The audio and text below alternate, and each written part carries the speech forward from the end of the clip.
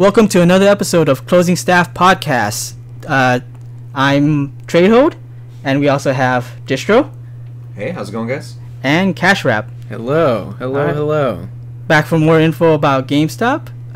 Again, we want to make it clear that we're not like a ranting podcast, but we're more of just talking about our personal experience. We're not ranting, I swear. I mean, so we'll probably rant here and there because GameStop, but for the most part, we're here to be informative and we're here to talk about experience and just basically to kind of cater to anyone, whether you want to work for, or whether you already are working for, or whether you used to work for GameStop, or even if you're a customer. Yeah, right. Just like retail in general. Yeah, exactly. Retail in general. Competitors, whichever. Yeah, we want to make this a safe space. Exactly. Right, guys? Exactly. Like we want to invite all kinds of different folks from all kinds of different backgrounds to listen in. To just enjoy. Yeah, right. Enjoy our soothing voices. Soothing. Oh no, yeah, especially the trade holes over here. Yeah, the velvety voice. No. Velvety voice. No offense to Distro, but I think Cash Wrap has the soothing voice. Yeah, I think one of these days we're gonna get the intro going. Like smooth jazz radio. It'd be like an acapella. Yeah. Hello. Or we can do one with the NPR type voice. Yeah, just really flat and dry. Let's get some monotone on this, just make it work. All right, well, let's get into our subject for today. Today we're going to be talking about inter-store relations, including things like RSPs and working at other stores and things like that. Yeah, just kind of overall what the experience is like as a singular store amongst many stores. I mean, where GameStop's structure was very district based, obviously. So what's it like working as sort of a factor in a greater kind of scheme of things? Yeah, so especially with our like where our district was, it was a lot of stores kind of pushed together, so there's a lot of opportunity to have inter-store relations where you can meet a lot of different managers. A lot of different people. Really close-knit group from what I remember. We were kind of at a point where we may have had too many stores in a close proximity to each other. We're not really revealing where we are, but our state, our region had a lot of stores. We're fairly congested for an urban area. And for anyone who might be listening who works or worked in more of a rural setting, anybody in the Midwest or anything like that, central non-central areas where your stores were a lot spread out, the experience I imagine would be a lot different. Because where we're coming from is a lot more of an urban area, a lot more city dwelling. So we're not saying we're like a Starbucks where we're on every corner to the point of ridiculousness. It's close enough to where it's like, hey, this store doesn't have it, I can just drive maybe 15-20 minutes to the next one and just see if that one has it. Or even 10 minutes. 10 minutes. That one doesn't have it, and you can just drive, just in the opposite direction, like another place. Right. Keep bouncing. Keep bouncing between stores. Especially with like malls too. There's an abundance of malls out here, so. Yep. And did you guys feel that it kind of, got a little heated in terms of the competition as well? Oh yeah. Yeah. And I kind of felt a little bit of that working as well. That's another thing too regarding GameStop, was that it was really pushing on stores to do.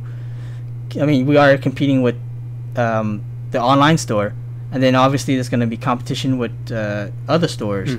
But it's a lot different in the more suburban and rural areas. Like I have friends in the Midwest who was just like, oh yeah, I gotta drive 45 minutes to my closest GameStop. Whereas for us, it's like, well, I live here and there's 4 around me, so let's see which one I go to first. And it's just like that. The competition is just a lot more. Yeah. It's a lot more knit than the others. So you guys ever trash talk the other stores? I wouldn't trash talk the other stores, but what I would do is I'd make sure my store had pride in being their store. So like, it was just friendly, kind of like, you know, this store number against this store number, like we're the best, or kind of like, we only like, or this, like you have near your street, like wherever your street GameStop was, and you'd be like, because whenever you look up a store, it's like shows the street, right. You'd be like, oh yeah, no, like you got to represent, I've never really trash talked. I've been into a lot of different retail companies in general, not just GameStop, and my thing is I know a lot of people don't agree, and it's technically true in the sense that customers are always right. It's that customers aren't always right, but I always treat customers as best as I can. So it's trying to make the customers satisfied. So it's like, okay, well, we don't have it. I will refer the stores. Right. And that's the same to me with any business. In the business I am now, if I can't get something done for a customer, I will refer another business because I'm like, well, you need to get. If that was me, and I need to get something done, and you can't do it, I would like to know where I can get it done. Yeah. Right. So it's the same with GameStop. I don't trash talk other stores.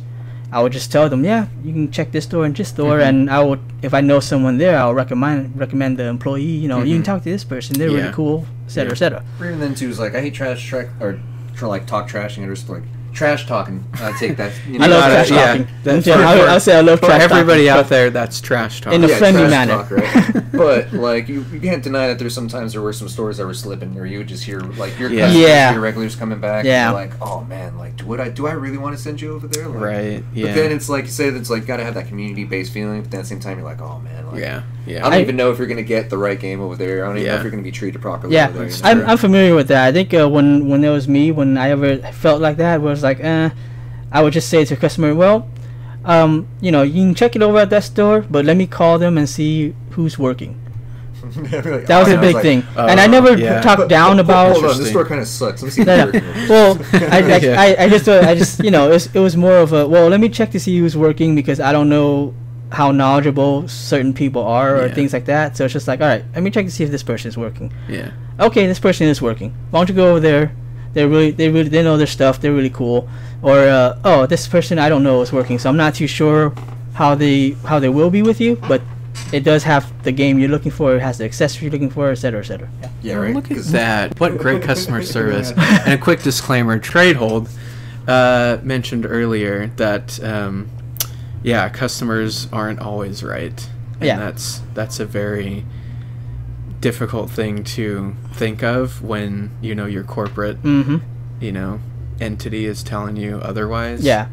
I think that was probably like a daily struggle for a lot of the work that we did. Yeah, I can tell you definitely each store has their dark period where you feel like your management's just like, because there's so much turnover at GameStop, you know. You feel like your management's just like, oh man, I've gotten the worst manager, and there's always like that dark period where the store's just falling apart. Yeah, it gets so dirty, but there's always like that one or two employees that are just roughing it out. Yeah, I want you to know you're not alone, guys. Yeah, we've all been through that. Yeah, the customer, you do not get paid enough for that verbal abuse. Stand your ground. Just keep doing what you do, but make sure that you're keeping that perseverance. Yeah, stay calm. It's hard to say stay calm now, as opposed to while you're in the moment. But try to keep your composure, because it's really, if you have enough experience, if you have enough charisma, you can really diffuse a situation very well. Yeah, and you might be even able to turn that customer on your side, over to your side. Yeah, because there's times going back to like my original store and like just seeing the way it was treated and kept. I'm like, oh man, it's like moving out of your apartment and then someone comes and moves in and you just go back there, just kind of like pick up your mail and it's just trash. And you're like, oh man, like this is terrible. Yeah, and you look back there and you're like, what are you doing? Like, oh man, really? Like, and then you just look over and have like a little tear can drop. And the urge to do it's things. like, hold on, let me clock in real quick. Let me clock in. Let me get some hours. Does my employee number still exist in here? Like step aside. I just wanted to clarify though that even though I'm diplomatic, I do like to trash talk. I like to trash talk, but I like to trash talk in a friendly manner. I don't go into straight, being any verbal abuse. Oh, you don't want to hit him with the belt. Yeah, but I like to trash talk. Yeah, like playing games or something. But I try not to trash talk, other people. Yeah, just for the heck of it. Yeah, that's why. Like we were saying that. Yeah, there were times where like you look over and I'm not going to point out any fingers in any stores, but. Like, you'd be like, oh man, I'm looking over. You'd be like, do you really want to send you over there? Yeah, Triddle makes a good point. You sit there and you're like, you know what? Let me call, see who's there. Yeah. Because we have our boy Cricket, and our Cricket, like, he's... Yeah, our good friend Cricket. If he was there, I would know, you know what, like, I know he's going to take care of you for sure. Even though the store in general may not be, like, up to par where it needs to be, like I said, he's one of those that are just pushing through, Knight in shining armor. Or Cricket in shining armor. Cricket. Or Cricket in minuscule shining armor. Another thing I will have to say, I have been in other stores as a customer, and I've definitely heard them crap talk other stores. Oh no, yeah, of course. Yeah. So from that standpoint, yeah, it happens. But it happens. Yeah, it definitely happens. Yeah, I don't know. I think the culture that we kind of established at our store, the one that we all worked at mutually, was different. I think that we kind of laid down, we laid down a lot of things that were different that you don't typically see from a GameStop. But I think how we related to our other stores and our peers around the district was different too. Oh, no, of course. I felt like that wasn't standard, Mm-hmm. Yeah, it definitely felt like a little close-knit group family. Like, let me ask you this: did you guys have group text? When you were in there, Yeah, the group text. Right? Sometimes. I know we were on the same group text. Sometimes that was the only way to get work done. Yeah. Right. It's like, were you a part of the manager group text? Like all 6 or 7 managers had like. Oh yeah, I don't think I was. I wasn't part of that one. But I don't think that was a thing yet. Was that not a thing yet? Because I remember when I got promoted up to get my own store, and I was running that store. That was a thing when the tablets were introduced.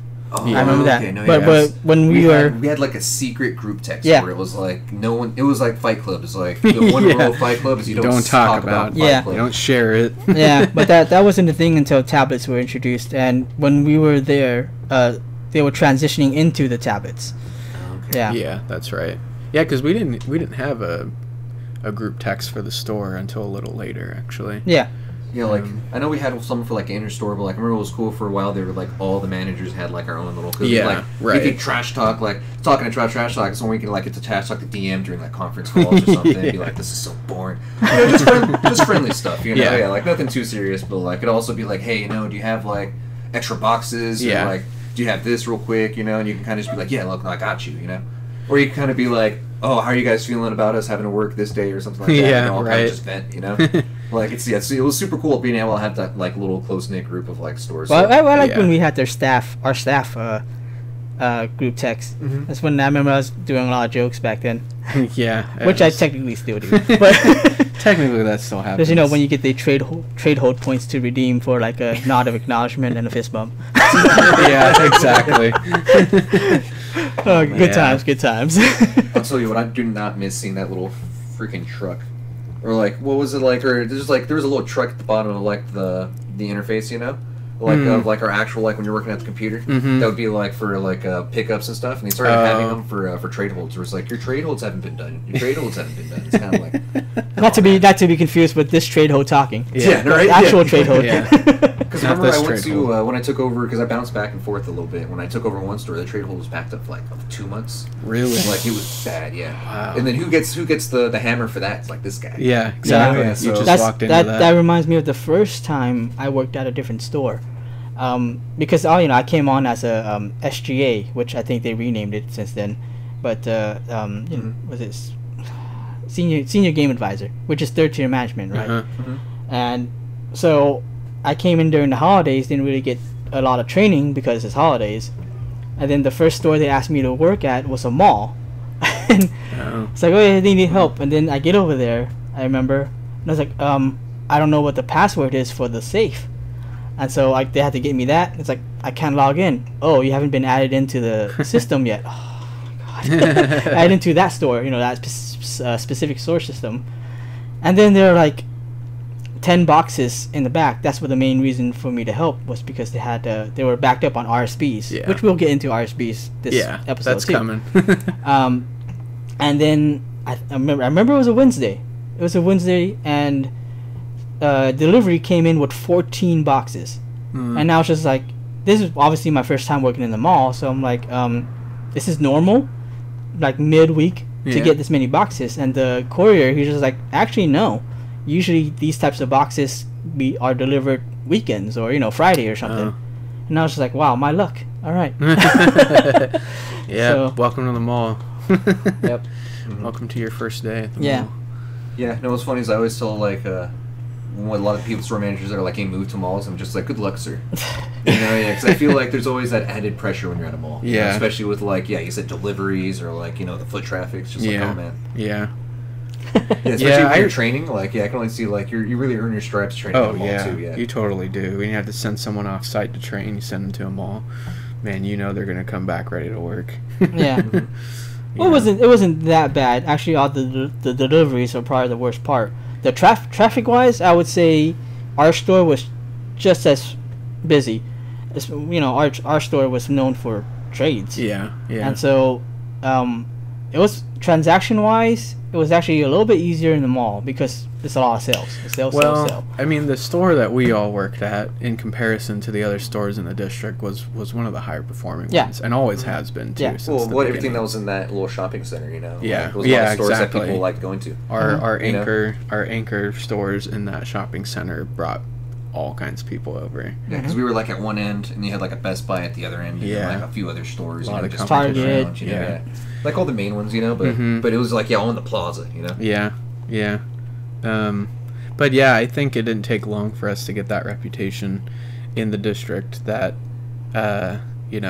we were $1 million store, I think, one year. Yeah, I believe. Yeah. So, especially with that size, yeah. Yeah. So I mean, I remember there was like the malls who were always kind of like on their own level, and then there was your store, your store that you took over, and then our store, and then like everything else. Yeah, cause our store was like in like the downtown, so I was like, that's what really made the really popular areas. And it was right next to the schools, like so you had like a lot of the college kids coming through. Kids. You have like pretty much everybody in like and the main like businesses around here too would all kind of hit that. And then we're not going to get into it, but your store, one that you took over, had a few reputation that made it kind of popular. It's like we're not gonna get into that. It's like my store has a lot of history. Let's say has ties to the community. Yeah, I'll say that my store had a lot of high times. A lot of low times. And that's actually a good thing to kind of talk about too. Is just the stories that would go around at the district, kind of the reputations that each of these stores kind of built amongst the district. Your store being one of the ones, of the ones I remember hearing a lot about. My store had lore for sure. Let's just say there's been a few videos on his store. Your store's been in the news once or twice. Once or twice. Oh man, like just the transient people would get in there. Like I always called 10 a.m. to 2 p.m. homeless hours because you just get so many people coming through. And you're always trying to be super nice, but you never know exactly what you're getting. It's like, it's always a wild card. It always keeps you on your toes. I think I remember sending a few homeless people to your store, actually. Oh, really? Yeah, I remember I asked them, like, did the cash wrap send you? Weird fellow, monocle, top hat? Okay, for sure, no, I know exactly where you're coming from. I know exactly where you're coming from. Let me help you, Hold on, sir. Monocle top hat. Would you guys... Monocle top hat. That's just an everyday occurrence for me, so that's your regular everyday cash wrap. As you guys know, that's his description to the T. Hey, it's better than wearing my birthday suit every day, which is what Distro did. So. With that and just my badge. Just wearing his badge. Just my badge. That's all I need. Get my lanyard. So, would you guys confirm trash talk from customers if they started it first? Not so much. No. I just kind of let my whole thing was you let customers just say their piece, and you just hit them with your standards. Yeah. Your go-tos, Yeah. Yeah. I let them talk. I always let customers talk, and then I just kind of I diffuse it just a little bit. It's like I can see what you're talking about, but and then continue. Yeah, like my favorite would always be like, "Oh, your boy sold me a shitty game." And it's kind of like, all right, well, like. I'm sorry, maybe he liked it, Maybe you're like, maybe it's not the game. Like, did you play it all the way through? And most of the time you find out people didn't even, play the game. Right. They're just, I know during the release of Alien, was it Colonial Marines? Is that what it was? Yeah. I'm sure there was a lot of talk of that with Cash Wrap. Yeah. I might have been the cause of a lot of returns for that game. Not just at our store, but maybe other stores too. Who made that game? I forget the company that made that game. That was Gearbox. Was it Gearbox developed, Sega published. No, so Gearbox owes you a debt, for how much you marketed it's so funny. that game. Honestly, I don't want anything from Gearbox. Yeah, it's funny because obviously they're known for Borderlands right now, right?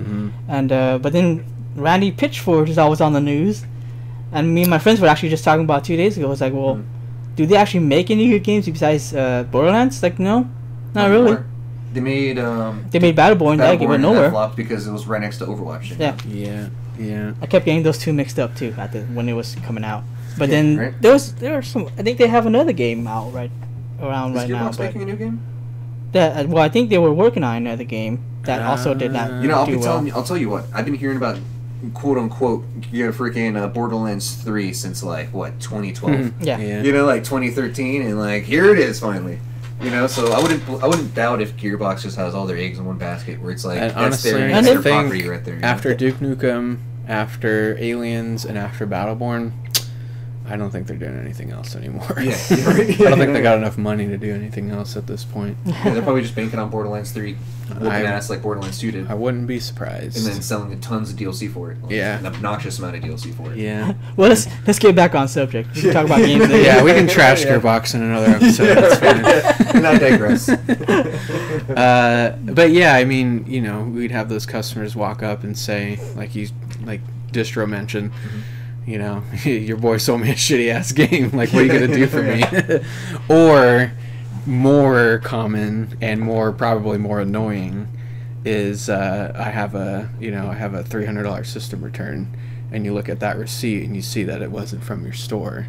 Yeah. And then I don't know if you guys ever did, but sometimes you start asking questions. Yeah, my store was known for getting returns from another store. Right. So yeah, we can get into that. Yeah. So yeah, I think I didn't do it often, but there were definitely times where I asked, have you tried going back to your original store, because they might have built up, a little bit more of a rapport with you. They may be willing to do a favor for you, whatever. And then you might get a customer who says, I did, but they actually recommended I come here because it's closer to where I live, or whatever it might be. Hit you with that counter. Yeah. So, which, by the way, it's for multiple reasons. There was a lot of reluctance in doing those types of things because it would affect our numbers, not theirs. Well, yeah. It would affect our numbers, and then technically, returns for the day. When you do a favor, that it's technically against policy. For the most part, it depends. It depends on what it is, right? But when they say, do you a favor, that means something like they might have already opened it or things like that. Yeah, right, exactly. Like, hey, if this is your usual GameStop, I've never seen you before, so I'm only assuming that that's your usual GameStop. And if it is, you're probably better off getting something maybe a little bit beyond just what I can do, which is just strictly policy. But at the same time, it is within policy that you can return it to my store, so I will do it for you. Yeah. It just sucks because it affects your numbers. But we'll see. So that's the thing, is everybody in the district knows that a return or whatever it might be is going to affect their numbers. So they're saying like little bombs to your store. So they're saying, we ran out of money today. I can't actually do this cash return for you. Sometimes but I'll tell you what. You go down the street to my boy's, distro store.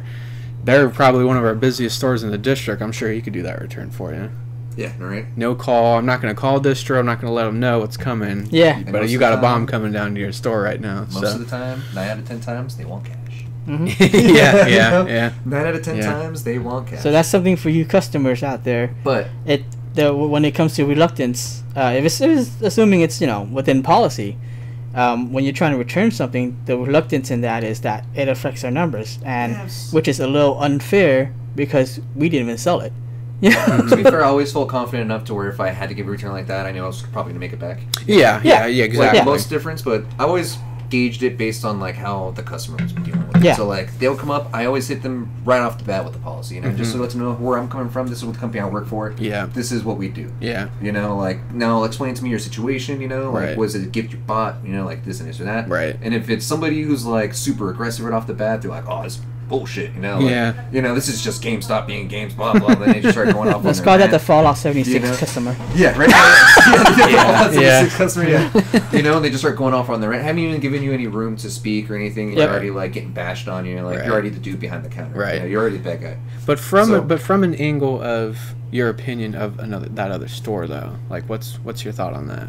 As far as like sending people to other stores like that, I would never send anybody like to another store as far as like in a malicious attempt. But more so like you were saying, where it was kind of like, hey, we don't have the money. Maybe it was Cricket or like somebody that worked the store for worked the transaction for you. Right. So they're more familiar with what your situation is. Yeah. Compared to like a lot of our regulars, especially at our store. You know exactly what their situation was. Right. Mm-hmm. Right. Mm-hmm. Yeah. That's true. So that's why you get those random ones, like, you know, I'll random person who's used to stand outside our store all the time trying to sell stuff. Yeah, you know, I won't even drop them right now, but you know, it's the same situation where it's like comes up, they start Fallout 76, and you just, you know, oh, this, you know, I can't believe you're gonna do this left and right. Then I have a less of an inclination to help you out. Yeah. Then it's like, you know what? I've explained to you the policy, sir. This is what I have to do. Like, you know, no sympathy. Like, you know, sorry. Yeah. You know, like now we're doing the customer. You know, like, you know, it's a like businessman thing. Now, like, yeah, I'm exactly. the salesman. You're the customer. Like now we're his business. Now we've just turned this relationship into a you know, customer. You know. Yeah. But before, like, other times you have like that one customer's like, oh man, like really, like I had my games loaded up. Like this is all I do after work. Like I don't have too much time to play. My console died on me. Like, or I got it for my kid. My kid had only got a chance to play it for a little bit. Yeah. Like,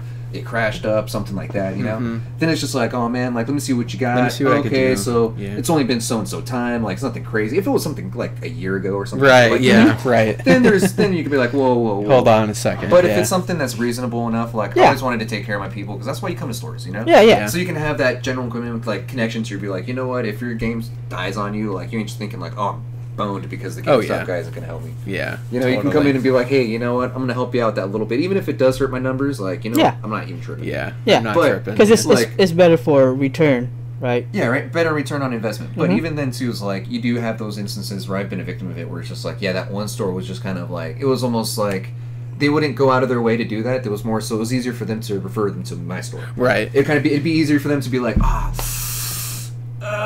this is a situation, huh? All right, you know what? Go to this store. You know, go to that store.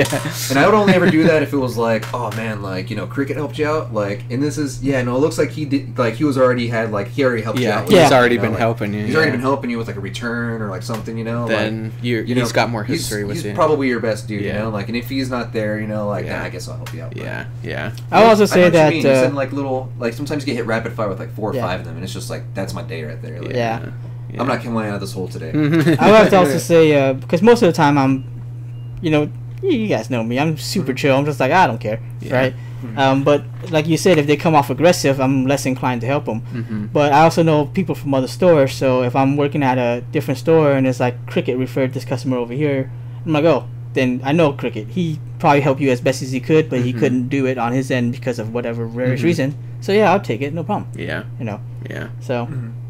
Yeah. You're right, especially in situations too where like our man Cricket was always like he would go from, let's say, SGA to GA. You know, he'd bouncing around just because of all the previous obligations, and he's more than happy to work anywhere you plug him in. Yeah. But like he knows we have more strength or more like power like in our positions as store leaders than he would as like a GA, so he can't really make those executive calls sometimes too. That's true. Yeah. So that would be like, and you know, like he's already aware of like how management works, and like he has his feet wet in those situations.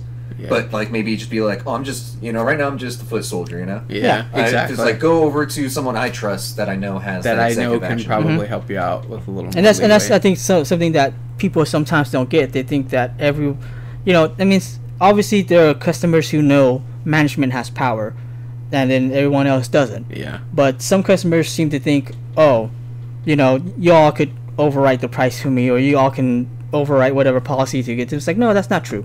You know, when someone on the lower rung does it, there's a lot more of a red flag for them than there is for management, and so they can't just do whatever. You know, they might have some power for it, but they definitely will get a lot of attention on their end if they were to help you out on something that is not something that we should do. Yeah, that makes sense.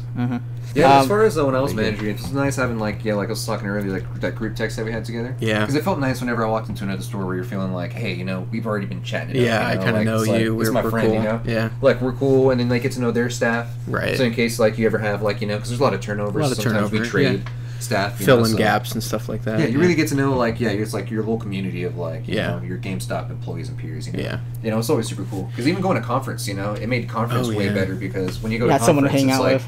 Yeah, you're all chilling. It's like, hey, can we come to your room real quick? Yeah, you've got your team. Yeah, you got your team. That's it's like, cool. Yeah, we're this, you know, like whatever coast or whatever area GameStop, you know, and then like, you're that one, you know. Repping. Yeah, and you get to kind of like represent. It feels good, you know. So actually, that's a good thing to hear from you, Distro. Also, is going to conference, you're seeing everything. You're seeing all the regions. Yeah. So is that how it kind of plays out? Is everybody just kind of pals up per region, and then you kind of start things with the other regions? It was weird because like our region was all pushed together and like we're all like really close. But it seemed almost like every other region kind of had like their own little cliques within their regions. Oh, okay. Kind of like a group of like 3 and then 3. And then they're just kind of like sitting at the table because they kind of have to. Because of like the meetings and stuff. Yeah. But you could tell like at night, like because we were in Vegas that year, so it was like is that at night you could probably tell they're probably all doing their own thing. They're all kind of off doing their thing. Us though, we were like we were going strong, all of us together. It was just like ride or die. We'd break off maybe occasionally, but like at the end of the night, like we were all everybody was together, huh? You ever trash talk the other regions, East Coast or whatever? Yeah, a little bit, but all in good fun. All in good fun, nothing malicious, like kind of just kind of like if you're they're calling out regions, be like, oh yeah, West Coast, exactly. So no man, East Coast is Beast Coast, probably things like that, right? Yeah, exactly, especially because we got invited to a Destiny event because Destiny 2 was coming out, so that was pretty cool, and that's like it was only like a certain amount of like stores in like the whole like United States that were basically invited to that thing. Oh, nice. So that's where we're like, okay, cool, and that's when you kind of get to know. It's just like, oh no, we're this, GameStop, so we're this region, and that was pretty fun. Oh, that's cool. It was pretty cool. But you can see is like there is like camaraderie amongst like managers, but like I'd like to think that our at that time like our district was actually really nice, really fun. Yeah. Yeah, there was a period there where. I think. Because I was saying, like, what about you guys? Because you were like right before like my crop of managers. Before your group, it's always been a close knit group, honestly, and it may even be familiar to anyone listening to, who's working there, or has worked there. I think that might just maybe be the going rate for when you kind of reach that certain level, is you kind of build that camaraderie, you build those groups up, and I mean those are your pals, Yeah, right. So, they're your best friends until they call asking for a reservation cancellation. I think that was basically a declaration of war. Whenever I got some of those, that was a declaration. Yeah, that was a declaration of war, or it's like, can you send me this individual game? Or like something's like, oh yeah, you best be ready for like 50 Connect Adventures. Like, You want to take some of these Connect Adventures off my hands? Like, you want to take all I'll this. do you a solid, but you got to do me a solid too. Yeah. There was definitely some things, some requests that stores would send over that would not put us on good terms for a little bit, I think. Yeah, that's true. Did you ever go through anything that was serious enough to like pull in like DM intervention on? As far as like me and another store, no. Yeah, nothing. No, me and the district manager, yes. But we can save that for another. We'll save that for when we have the DM in, actually. Well, Oh yeah, it's true. Huh? We'll save that for one day. We have a DM, on the show. Yeah, when we have a DM on the show, we'll unload them. Or a previous DM or something, right? Yeah, right. Well, speaking of, I mean, did you ever have a situation like that, Cash Wrap? Yeah, I think there were maybe 1 or 2 times, that. I think things got. I mean, it wasn't like crazy or anything, but there were 1 or 2 times where there was a store or two that really just kind of wasn't doing things that were aligned with everybody else, and I mean, wasn't aligned with everybody else, and that it wasn't just us that had a problem with them. It was it was probably multiple everybody. Stores, yeah. Like they kind of isolated themselves, as a and team, not a good way, and as a management philosophy, not in a good way. Yeah, right. That kind of required, okay, we got to maybe keep a little bit of documentation about the times that we're interacting with them.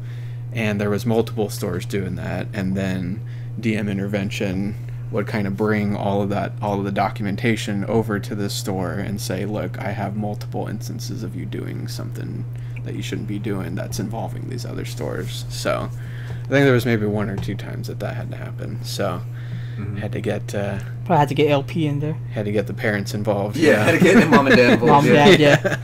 Oh, there we go. Yeah. Well, but I mean, I don't remember.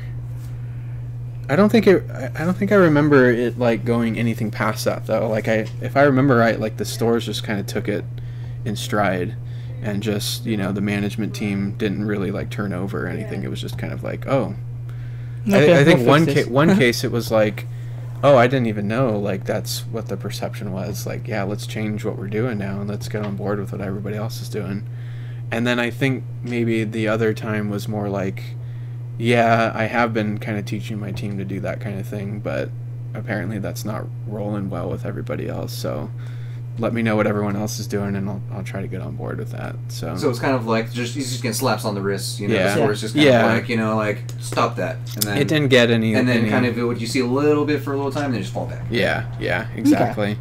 Well then, so not too bad then. Yeah, it wasn't. It didn't, like, I don't think it cost anyone their job or anything. But yeah, right. But yeah, I mean, you know, definitely interesting to see when you have like such a high performing district and everybody's kind of at all cylinders and there's really positive like competitiveness going on, like me challenging your store distro or whatever it might be to a sales event or whatever, and then every now and then, oh shit, like there's someone who's, you know, actually kind of effing everybody over in the district because of some policies they're doing or whatever. Yeah, right. No, I know what you mean. Like, this goes beyond just friendly competitiveness now. Yeah, you find, like, as a store leader, there is definitely opportunities to be not necessarily malicious, but there's a way to fudge the numbers. Yeah. There's definitely ways to fudge the numbers, and there's definitely ways for you to like, not necessarily teacher. You can be that guy that teaches your employees that, but there's ways that you can definitely like steer your employees towards feeling comfortable doing that. Right. Yeah. You know, where they're like, oh, if my leader's doing it, then I should be fine doing it too. And like they'll feel more so like, oh, my leader's gonna have my back if like, you know, I get caught or something like that because he's doing it, you know. Right. And you can just be on that like, well, he's doing it too, but they don't realize sort of they can be like, oh, I've never heard of that. Yeah, exactly. You know, and like it's just a bad situation all the way across, you know. You used to see that, you know, in like release time when something super rare was coming out or whatever, and you know, you're trying to get something fulfilled for a customer or whatever it might be, and you call around to these stores you know have got, you know, you call around to a store that you know has got something for you, but, you know, they're not giving anything up, whatever it might be. I mean, Amiibos. Those sort of things didn't get to that point where it was serious, but Amiibos. It's just kind of things like that. It was almost like a sibling relationship with these other entities, I think. It's true. Yeah. It's funny that you say that too, because like I feel like we're so close because we recognize that we all took the same bullets, you know. Yeah. We all kind of crawled from the same hole, you know, or like we're all, you know, like spawned from the same, you know, like turmoil. We're in the same trenches. You know, we're in the same trenches. But what was weird is when I was basically manager, like at some point they're starting to hire way from outside the company. Oh. And that's what kind of started turning the tides a little bit. Made us start kind of like. What it was weird is the group text started turning a little more towards like, hey, maybe I shouldn't be posting in this group text because maybe somebody's like, you know, like someone's gonna go rat. Someone's ratting, or maybe there's a rat, there's a rat in the group text, and you start asking yourself like, oh, now so and so's been added to the group text, but like because they're a manager, you know, like we're trying to get them into the fan, but then it's like we don't know you very well because we know you're not from like the GameStop. Right, you're not. Like you're not familiar with like what we're going through, like, you know, on the day-to-day like underground stuff that you don't see every day. That you don't see. Yeah. Like you're not going through the GA, maybe SGA, or even like, you know, any of the ASM stuff. You didn't kind of come up through you didn't kind of come up through that. So that's why I felt like at some point, at least in our group text, that's when it started to like, that's when the tide definitely started like fizzle a bit. Yeah. Well, have you ever been in a situation, because, you know, I know that when you were in management, it was for a few years, but not, there probably wasn't enough that much turnover for you to maybe have a lot of experience with it, but was there ever a situation where, you know, this new person who was hired outside, you know, the company made a good impression so that you felt more comfortable around them? That's definitely a tip for someone. Good impression, yes. You know, good impression, yes, I'd say. And that's where it stops. And that's where it stopped, you know. But I'd say that's not to deter anybody from, you know, like trying to integrate, especially if you are a good employee or trying to make a good impression. I'd say it really is, the proof is in the pudding. Yeah. I always tell people, you know, like it really is like actions speak louder than words. Okay. Yeah. I was like, I haven't heard the proof is in the pudding. That's new to me. That's new to me.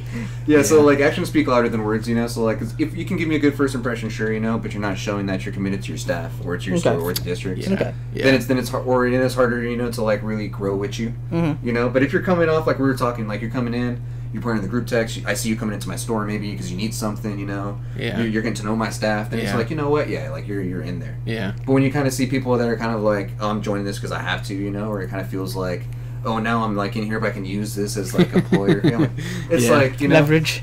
That's like leverage, yeah. You know, that's when it feels weird for sure. Yeah. But we have had definitely a lot of managers that have come in, you know, that maybe from outside the district, but it's a good point. They were still like part of the GameStop. Yeah, right. So that's why they were still, even when they came in and they weren't familiar with like maybe us or where we were, like based on our region, you know, like it was so easy for them to integrate with us because we still had the same kind of war stories. Yeah. Right. Same. You could always relate on that level. Yeah, you can still relate on that level. As opposed to like maybe let's say coming from like a Foot Locker or like you know, like not to point out anyone Best like Buy from there, or like Best Buy or like, you know, let's say like a Ross, Target or something. You know, doing something like that where it's like still retail, but maybe not necessarily going through the same like, you know, little situations. Yeah, that's powerful, man. I mean, you know, working alongside people that you don't see every day, but you know they're, you know at 1 o'clock when your shift starts, 1:30, 1 o'clock when your evening shift starts, you know that down the street, 1 o'clock, there's another person going into their shift, and they're going to be doing the same thing you're going to be doing for the next 8 hours. You know? Yeah, right.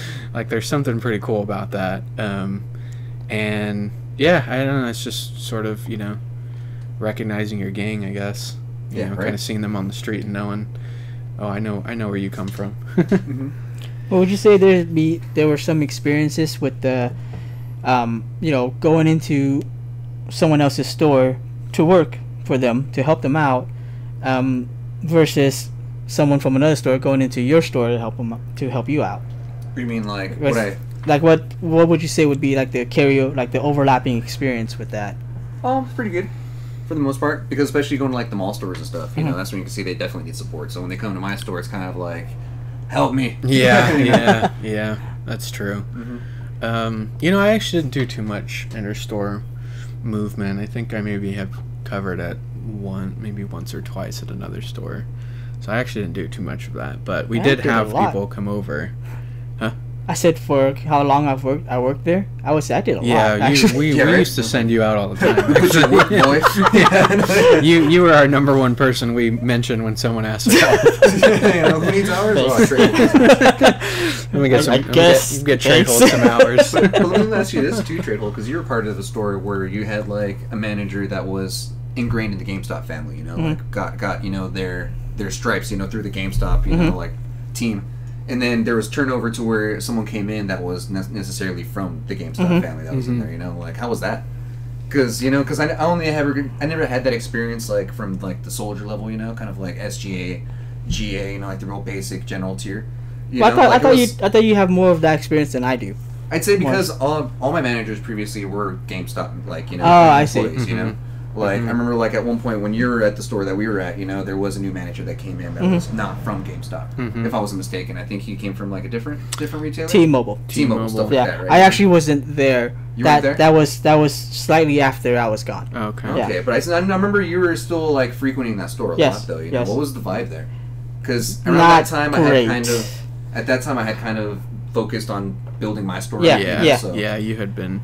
Well, let's just say that there were a few talks about why you weren't brought back to the store. Oh, okay. Yeah. Let's just say that there was a lot of on the surface they were getting along. Behind the scenes, not so much.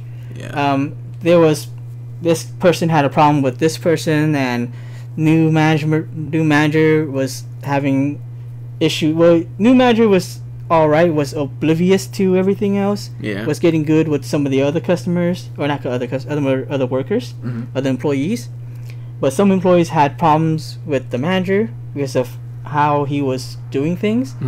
And then that employee would tell another employee, who would then rat that employee out, threw him under the bus to the new manager, and there was just a lot of that going on. So on the surface they were getting along, and they were saying good things about each other still, but you know, I talked to some of them individually, and it's just all like the underlying stuff, right? Yeah. Because would you say that's a product of, let's say, that person not being like ingrained in the GameStop philosophy, or not philosophy, but kind of like being, you know, like a part of that GameStop? I think that's not even kind of just the person itself was. Just I think it was still a lot of the staff in general, because a good chunk of the staff in that store did not create that family community, because they were from other stores. There were new hires and things like that. That store when shortly after that I left, store went through a lot of changes. Yeah, it went to a lot of changes because let's see, our manager, our manager at the time was transferred back to where she worked, and then I was gone, and when I was gone, 2 people got promoted, and shortly after they got promoted, they quit, and and then there was just a huge turnover,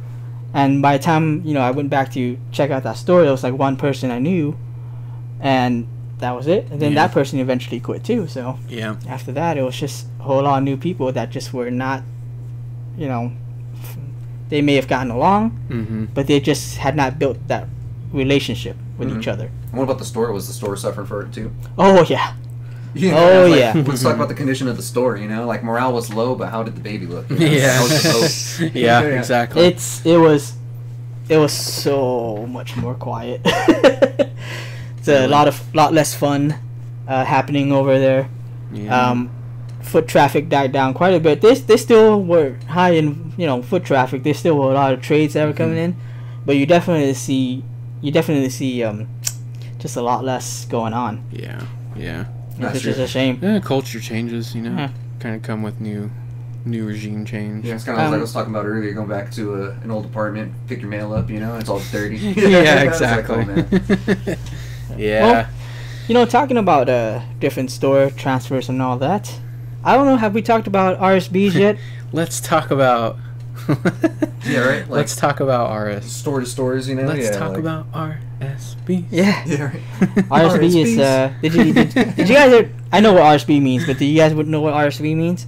Because I know a longest time no one knew what that actually meant. I think it's regional stock balance, right? Right? Regional stock balancing, yeah. That's right. Yeah. But when I was asking people back then who had been working 5 to 6 years, they're like, you know what? I actually don't know what RSB means. Yeah, it's regional stock balancing. Yeah. Say receive and send There's back. So many. Receive and send back. That's actually pretty accurate. That is very accurate. That is exactly what we did. It's like, nope. You're getting a terrible survey, sir.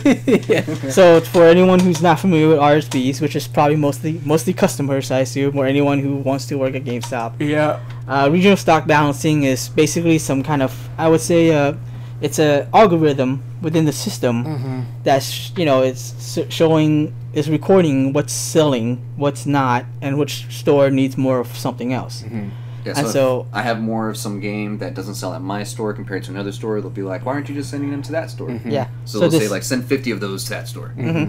Yeah, so that's RSBs, and this used to happen every week. Now I think it's every 2 weeks. Is it every 2 weeks? What the heck? Really? I mean, No, it was every week. It was every week, even when you were still there? Yeah. Okay. I think now it's every 2 weeks. I'm going to go back there and have a word. Yeah.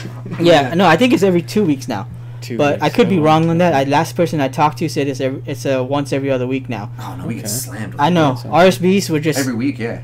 RSB was busy work because it was a list of it was like a bracket, like. So and again, the key there is it was driven by an algorithm. So this wasn't determined by what you think you needed based on what you're selling. It's determined by what the company thinks you need. Yeah. What the system thinks you need. Based on what out of an entire box full of goodies, there may have been maybe a couple things in there that you would unpack and think to yourself, oh, this is great, I can probably sell this today, amongst a sea of things that are probably just going to go in your drawer and probably get put in an RSB next week. Yeah, sold like 3 Connect games for some reason, last week, so now they're sending you like Jedi Master and like all of these games that are going to sit in got a whole bunch of stuff that are just going to be in your drawer. I actually have a friend who used to work starting from Funkoland into GameStop, and he said back then during that time it was the district leader who would determine RSBs. So now it's like a system that does it, and unfortunately with the system, you can get 20 copies of GTA 5, and then the next week after that, say send 15 of those copies somewhere else. Yeah, right. Yeah, and that was it. And it was. I mean, RSBs are important, but I think every week is unnecessary. Yeah. And I think even right now, I would say it's probably better to be monthly.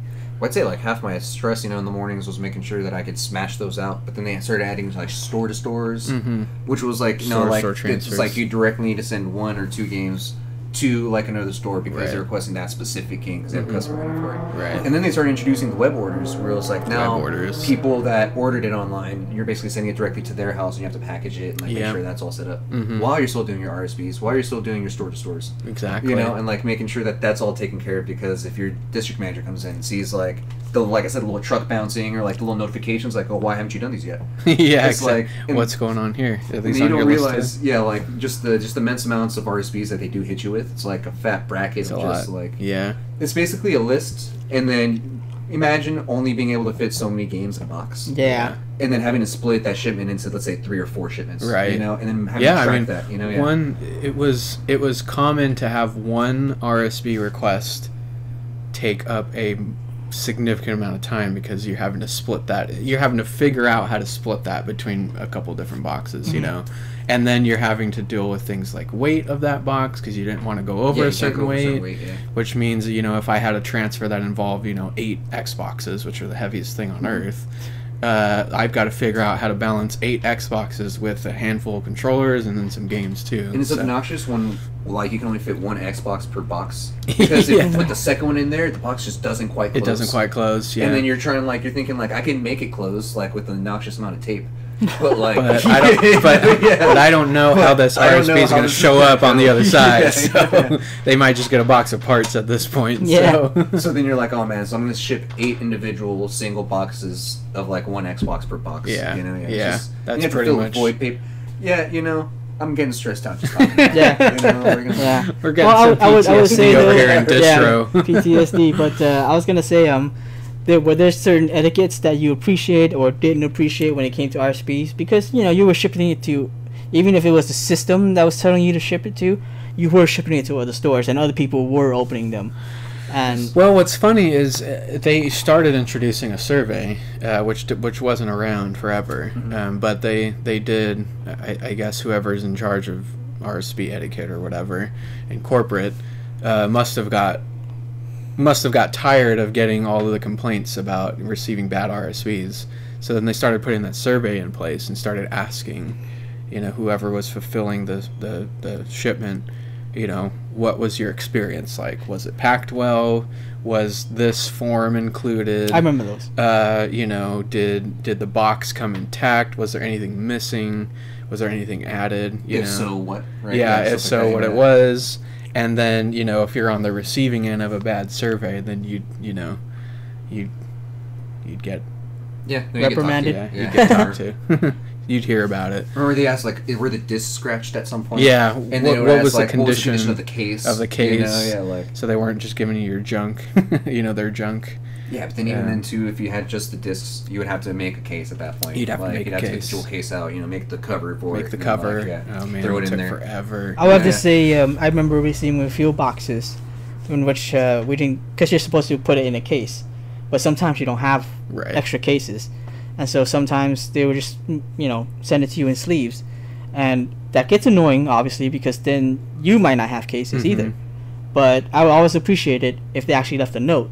And they sometimes did. Where it's like, you know, I'm sorry, we didn't have enough cases.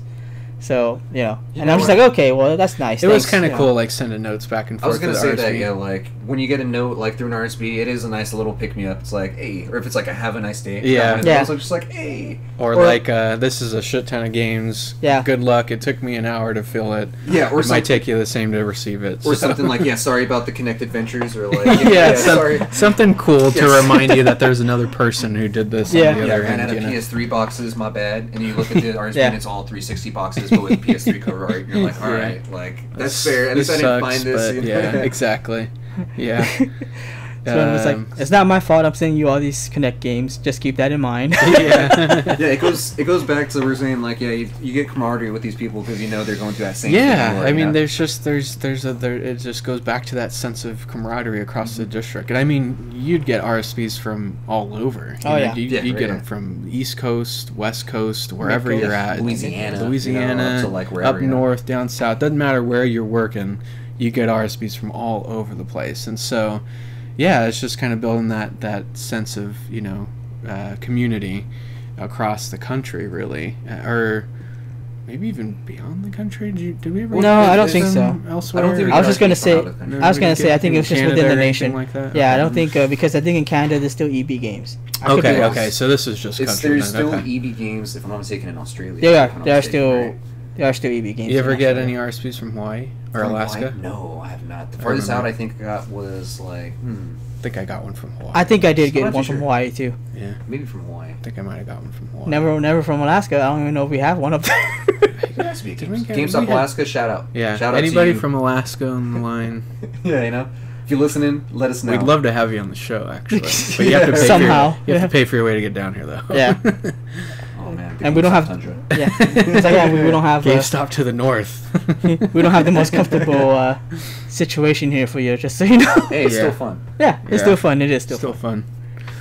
Yeah, those RSPs, store-to-store transfers, those are fun, man. Those are good times. Yeah, in a sarcastic manner. Yeah, right. Yeah, that's what I say. Distro, what's the look on my face? Receive and send back. I would say that might be my least favorite thing. I don't know for sure, but off the top of my head, RSPs were just. I would have thought like scanning. Like bad for you. TOH or was it cat counts? That's what they call it. You know, I think cat counts from you were pretty bad. Yeah. Only because like my store when I first got it was very unorganized, and like when you're doing system cat counts, you've been when you're doing the 909, you know, yeah, like first thing in the morning. You've been scarred by your experience with taking over a bad store. I think. Well, I understand your store with cat counts, but I think I would say TOHs were worse.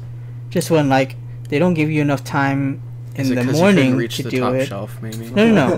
Hey, I can use a step stool. I can use a step stool. I don't know what you're talking about. Pat. But no, I would say TOHs only because if they don't give you enough time in the morning, because you have allocated time to be in there, so you have half an hour to get into in the morning. Yeah. They might have marketing and TOHs and stuff going on, and you don't get it done with it in the morning, which you almost never will because of all the other stuff going on. Yeah. You have to deal with TOHs, which means title on hand. Titles on hand. Mm-hmm. Titles on hand, yeah. You have to deal with customers coming in, looking at things, putting them somewhere else. Yeah. And that's all true. that. Yeah. For those not familiar, TOHs is when we have to scan the titles that are on display.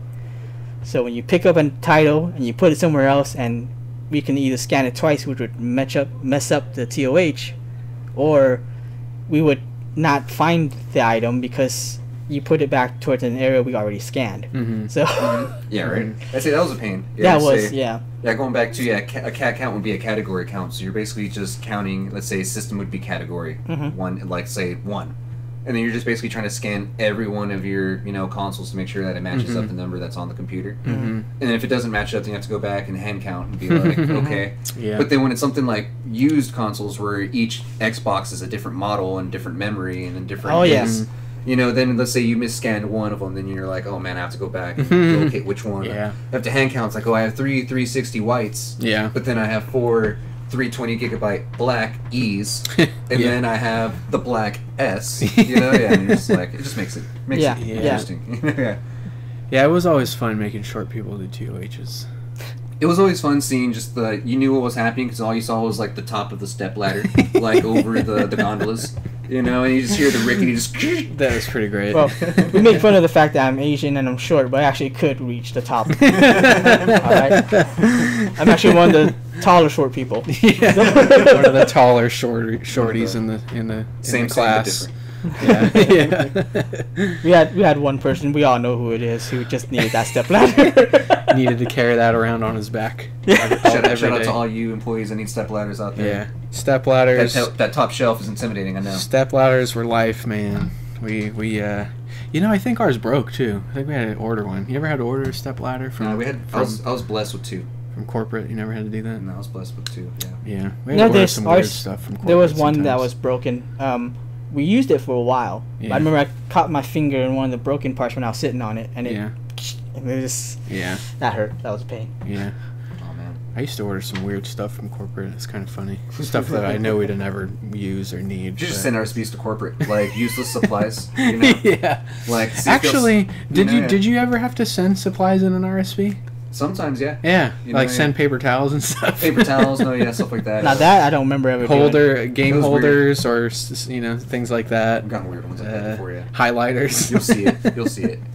I don't specifically remember, but I have memories of like putting highlighters and like rulers in RSPs. It might have been for fun, but yeah, right. Just throw them in. Yeah. Just throwing random things in these boxes that are going to New York. As far as interstore relations goes, I feel like we had a good group. Yeah, I think so. I think again, at the end of the day, the camaraderie that was built, around the country, region-wise, and around the district and our neighbors, that's one of those things that kept us going. Obviously it was the people next to you in your store, in the trenches, working late, working early, dealing with those lines. But there was an element of it, knowing that there was a lot of other stores around that were going through the same thing, Yeah, I'd be curious to hear about stores that aren't necessarily so close together, but are in the same, let's say, just somewhat in the same area, where it's kind of like it's a bit of a drive. Yeah. I wonder what the camaraderie is like there. Yeah, I'd be interested to hear. That would be, hear a little bit of that. Yeah, how those rural folks deal with that sort of thing. Folks do about or even suburban people. Yeah, or even isolated up in the suburbs. Yeah, but. Anyway, I think we actually pretty much are there on time. We are at time. Yeah, so I think it's time for staff to close down. We're closing up shop. Time to close those shutters. Yeah, drop the gate. Drop the gate. Lock that door. Set the alarm. Make sure you haul ass out of the store before you set the alarm off. Yeah, don't forget anything. Or else they'll have to call distro to come down. I swear that if the timer was just maybe 15 seconds longer, it'd be fine. All right, well, get things ready for our opening crew. All right, well, until next time, thanks for listening, everyone. Yeah, thanks for listening. Thanks. All right, have a good one.